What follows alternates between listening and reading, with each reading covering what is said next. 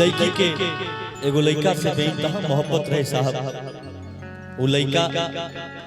4 साल एकरा से प्यार कैलस और फिर ओह मोड़ पर एकरा छोड़ दिलस। जौना मोड़ पर लड़की सोचले ना रहे कबो, लेकिन लड़का तक आवाज जाई तो जरूर है लड़की के फिर से अपना लिया। दर्द दिल के ताउन का सुना तो न बा, दर्द दिल के ताउन का सुना तो न बा, कहीं केकरा से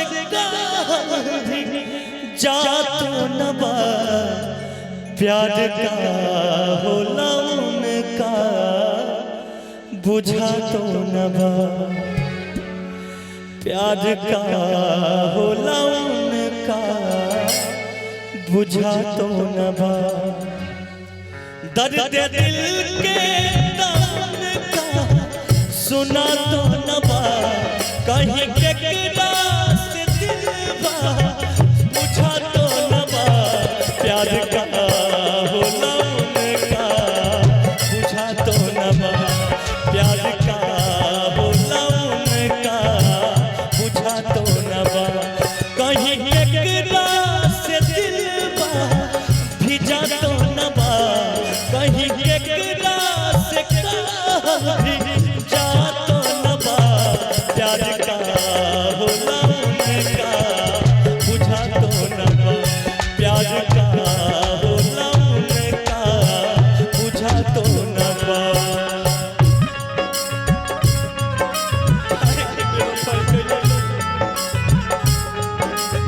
लेकिन बाबा लड़की कही जाने जा हम तुमसे दूर रह गए, क्या बतलाएं जाने जा हम तुमसे दूर रह गए, अक्सर दुआओं में खुदा से छुप छुप के रोया करते थे, हो तुमको ही मांगा करते थे।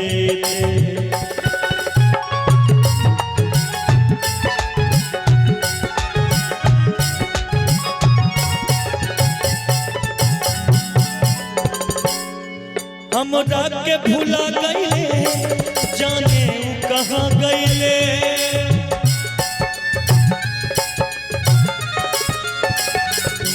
रोज राह देखिला अभियो ना ले अइले,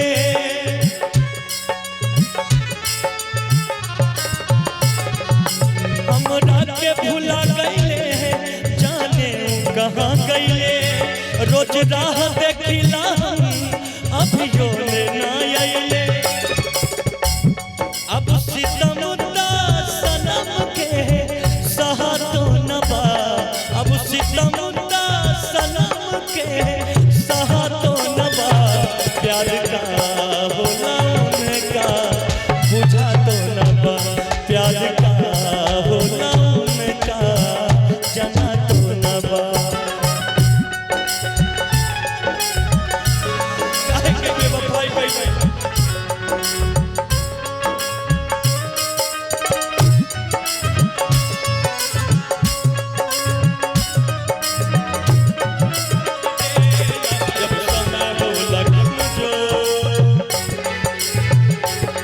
जब समय होला कमजोर हर कोई साथ छोड़ देला,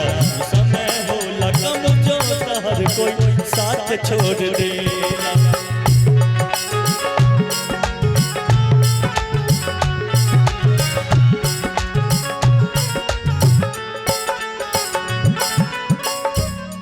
जब याद आवे बतिया पढ़ पढ़ के रोई चिट्ठिया,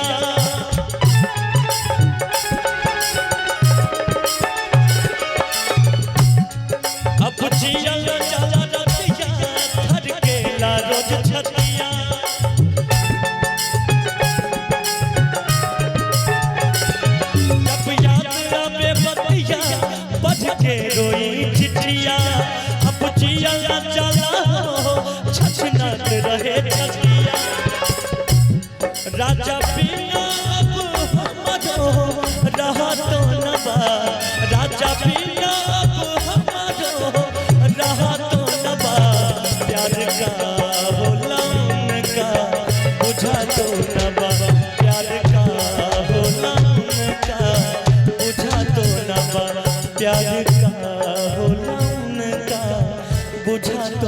बा प्यार का होला उनका बुझा तो न बा प्यार का होला उनका बुझा तो न बा। एक विशेष फरमा